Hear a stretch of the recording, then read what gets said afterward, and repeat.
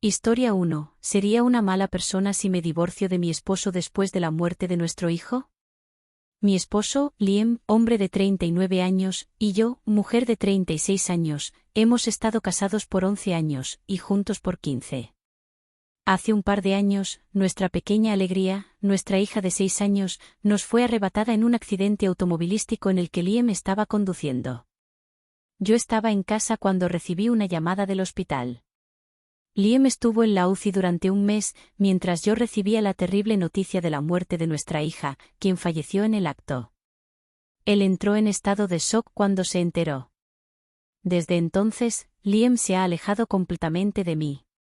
Quitó todas las fotos en las que aparecía nuestra hija, convirtió su habitación en su estudio, y actúa como si nunca hubiera existido.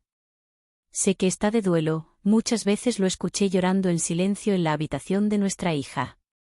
Intenté convencerlo de ir a terapia, o de que fuéramos juntos a consejería, pero rechazó mi propuesta cada vez que la mencioné. Se enfurece, grita, rompe cosas y se va de casa por días, dejándome preocupada y angustiada. Hoy en día, casi no viene a casa, me evita por completo, y rechaza todos mis intentos de consolarlo. Una vez, cuando intenté hacerle entender que esto no es lo que nuestra hija hubiera querido, perdió totalmente el control, estrelló una maceta contra la pared y me dijo que me fuera a la mierda o, mejor aún, que me muriera y no regresara jamás. Liam nunca fue así, era un hombre dulce, tranquilo y paciente, y amaba a nuestra hija con todo su corazón, tanto que su primera palabra fue, papá. Todavía lo amo, pero también extraño a nuestra hija, yo también necesito consuelo. Ninguno de los dos tiene hermanos, y nuestros amigos cercanos están en otros países. Liam no tiene contacto con su madre, y su padre falleció poco después del nacimiento de nuestra hija.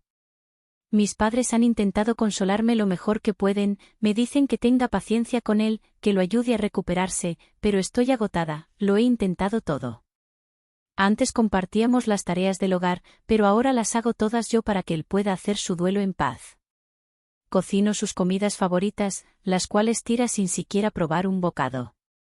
La gota que colmó el vaso fue hace un par de meses, cuando le dije que si no accedía a ir a terapia, pediría el divorcio. Me sonrió fríamente y me agradeció por mostrarle mis verdaderos colores. Me dijo que siguiera adelante con el divorcio, ya que parecía tan ansiosa por abandonarlo. Me siento culpable, horrible y completamente inútil, pero ya no puedo seguir así. ¿Debería darle más tiempo? ¿Mejorarán las cosas? ¿Sería una mala persona si lo dejo ahora, cuando se supone que debo consolarlo? Historia 2. ¿Soy mala por cortar relación con mis hermanos por perdonar a nuestra madre por abusar de mí? Yo, 29H, tengo un hermano menor, 25, y una hermana menor, 24. Cuando éramos niños, nuestro padre murió. Soy el único que recuerda a papá. También soy el que se parece a papá. Y creo que por eso cuando nuestra madre se volvió violenta, solo era violenta conmigo. Tenía 8 años cuando mi madre empezó a abusar físicamente de mí, pero fue verbalmente abusiva durante aproximadamente un año antes de pasar a lo físico. Me gritaba que dejara de ser tan inútil o inservible, la palabra que usaba dependía del día. Me llamaba retrasado y me amenazaba con azotarme por mirarla. Luego se volvió físicamente violenta.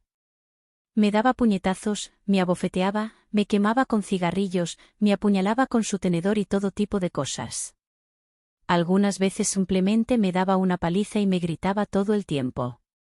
Mis hermanos sabían qué estaba pasando, pero los dejaba en paz y se enfocaba todo en mí, por eso siento que parecerme a papá me hizo un objetivo. Simplemente entraba en estas rabias alrededor de mí. Cuando cumplí 18 años me mudé y mis hermanos se mudaron conmigo. Ya llevaba 3 años cuidando de ellos en ese momento. Nuestra madre no los estaba cuidando en ese momento, así que yo di un paso adelante. Vivieron conmigo, y mi ahora esposa, hasta hace un par de años. Se quedaron durante toda la universidad e hice lo mejor que pude para ayudarlos. Así que cuando me dijeron que habían vuelto a estar en contacto con nuestra madre, me dolió un poco. Pero sabía que podían elegir por sí mismos y no tenía nada que ver conmigo. Les pedí que no me hablaran de ella. Dije que no quería saber cómo estaba o qué pasaba en su vida. Parecían respetarlo. Pero luego quisieron que todos cenáramos juntos y hablaron de que ella conociera a mi hijo por nacer. Tuve que recordarles que no iba a tener una relación con ella y les dije que tendría mucho descaro esperar que yo la recibiera o la dejara entrar en la vida de mi hijo. Fue entonces cuando me dijeron que la habían perdonado por todo y le habían asegurado que todo estaría bien y que no había rencores. Les pregunté si eso incluía el abuso hacia mí. Se estremecieron cuando lo dije, pero luego dijeron que por supuesto. Dijeron que ella se había disculpado y había crecido y sanado mucho. Les pregunté qué les daba ese derecho. Dijeron que ella necesitaba perdón. Les dije que no quería que ella descansara tranquilamente cada noche sabiendo lo que hizo. Quería que se sintiera mal si es que era capaz de eso. Me dijeron que era algo terrible de decir porque por supuesto que ella es capaz de emociones humanas. Y que yo no tenía derecho a estar enojado con ellos. Les dije que ni siquiera podía mirarlos sabiendo que creían que podían perdonarla por abusar de mí. Dije que no tenían derecho a hacer eso. Perdonarla por no ser la mejor madre para ellos es una cosa, pero ellos no fueron los que sufrieron abuso físico y verbal regularmente. Me dijeron que tenían que hacerlo y que necesitaba entender. Los hice irse y les dije que si volvían a preguntar si ella podía visitarme o venir a verme, terminaría con ellos. Me calmé un poco y me enfoqué en mi esposa y mi hijo por nacer durante unas semanas antes de contactarlos para hablarlo más.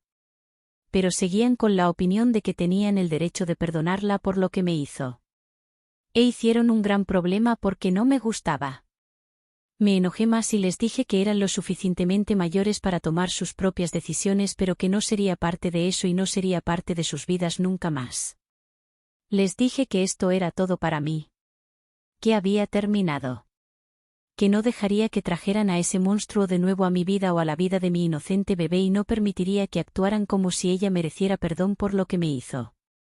No se lo esperaban y enviaron mensajes de texto, mensajes directos y llamaron algunas veces antes de que los bloqueara en todos lados. Mi esposa hizo lo mismo para que no pudieran contactarme a través de ella tampoco. Cuando enviaron mensajes y demás, me dijeron que no era justo y que tenían permitido perdonarla y que no debería cortar relación con ellos por hacerlo.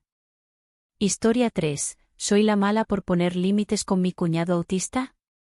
Yo, mujer de 33 años, estoy casada con un hombre de 32 años, y unos 6 meses después de nuestra boda, mi cuñado, hombre de 23 años, se mudó con nosotros. Contexto. Tengo una maestría, pero he estado desempleada por 1 año y medio debido a un problema médico que ha sido, temporalmente, resuelto con una segunda cirugía. Mi esposo tiene una licenciatura y trabaja medio tiempo en un restaurante, él sostuvo toda la casa durante ese tiempo. Ya estaba mostrando señales de agotamiento como cuidador antes de que yo me recuperara. Mi cuñado está en el espectro autista. Terminó la preparatoria, asistió al colegio comunitario pero no se graduó, y es capaz de trabajar. Actualmente está entre trabajos por circunstancias fuera de su control, lo cual no le reprocho. También se mudó con su animal de apoyo emocional, Esa, un gato atigrado naranja que está muy poco socializado, odia a la gente y es destructivo. La casa es de mi madre. Ella no vive aquí. Mi esposo y yo planeamos asumir la hipoteca tan pronto como podamos económicamente, lo cual depende de que yo consiga trabajo. ¿El problema? A pesar de funcionar lo suficientemente bien como para adoptar y registrar al gato en el campus del colegio comunitario sin transporte ni licencia de conducir, mi cuñado no parece entender que sus acciones tienen consecuencias. Miente activamente sobre cosas y cree que está en problemas. La semana pasada, el termómetro de carne de mi esposo se arruinó por dejarlo en el fregadero con agua. Mi cuñado lo negó. Pero no fui yo ni mi esposo, así que obviamente fue él. Ha consumido repetidamente mi comida y mi alcohol. Terminó una botella de sidra de arándanos que yo estaba guardando y luego puso la botella vacía de vuelta en el refrigerador, esperando que no me diera cuenta. Casi 1 año, varias conversaciones e incidentes después, se comió casi toda una olla de cordero bourguignon que mi esposo había cocinado especialmente para mí. Fue ayer. Yo comí una porción. Mi esposo comió una porción. Yo planeaba comer las sobras hoy para cenar. Mi cuñado se lo comió todo. Aunque fue muy útil durante mi enfermedad con las tareas del hogar y limpiando después de sí mismo, ya no cumple con sus responsabilidades. Perdió los audífonos que recibió de regalo de Navidad y me pidió que se los reemplazara de inmediato prometiendo que me pagaría. Han pasado más de 6 meses y ha tenido 2 o 3 trabajos desde entonces, y no he visto ni un centavo. Mi esposo me apartó de mi cuñado y tuvimos una conversación en voz baja. Mi esposo tenía miedo genuino de que, si yo explotaba, mi cuñado pudiera intentar suicidarse de nuevo. En ese momento, mi cuñado negaba que se le hubiera dicho que el platillo era para mí y se cerró emocionalmente. Esta noche, cuando finalmente me pidió disculpas, le planteé algunos puntos. Que una disculpa sin un cambio de comportamiento no significa nada. Que lleva 1 año viviendo aquí y seguimos teniendo los mismos problemas y conversaciones. Que necesita tratar este patrón de comportamiento con su terapeuta, o mi esposo y yo vamos a tener que intervenir. Mi cuñado no entendió del todo mis puntos y pareció cerrarse nuevamente. No estoy capacitada para lidiar con un nivel de discapacidad que le impida comprender que sus acciones tienen consecuencias. Me niego a hacerme responsable de un adulto. Tengo traumas de una relación anterior que parece haber sido altamente narcisista. Admito que es posible que esté sesgada por esa experiencia. Así que, ¿soy una mala persona por exigir acción o por planear sacar a mi cuñado de mi casa?